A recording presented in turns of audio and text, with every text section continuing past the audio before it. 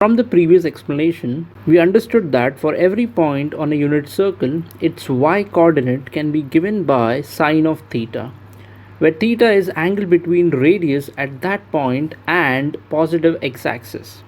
For an example, in this position, for point B, such that radius AB making an angle of theta, we can say that y coordinate, which is represented by length of segment BC, is equal to sine of theta. So length of BC, which is equal to y coordinate of point B, is equal to sine of theta.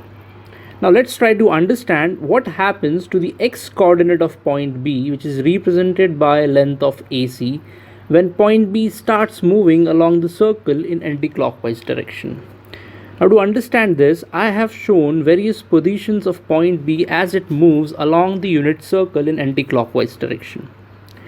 By observing the length of AC over here, we can say that at theta equal to 0, length of AC, which is equal to x coordinate of point B, is equal to maximum, that is 1, since point B is lying on x-axis at this angle. Now as theta starts increasing above 0 degree and moves towards 90 degree, looking at the positions of C1 and C2, we can say that length AC starts reducing. This I have presented on this small linear scale. So as theta increases towards 90 degree, the C starts moving closer to point A. That means length AC starts reducing. Now at theta equals to 90 degree or pi by 2 radians, at this point we can see that length of AC becomes 0. That means the x coordinate of point is 0. As we increase theta further and move towards 180 degree, we can see that now the point C starts moving away from point A. That means length of AC starts increasing, but this time along the negative x direction. And at theta equals to 180 degrees, that is pi radians, x coordinate becomes -1. At this position, the point B is lying on negative x-axis. Now as theta increases and becomes 270 degrees, that is 3 pi by 2 radians, we can observe that the x coordinate again starts reducing as point C starts moving closer to point A. Length of AC reduces. At theta equal to 270 degrees, x again becomes 0.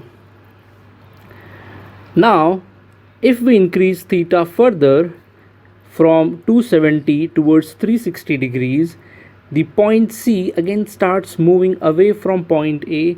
That means length of AC starts increasing, and at theta equals to 360 degree, that is 2 pi, we can say that x coordinate again becomes +1, as point B is now lying at positive x-axis again.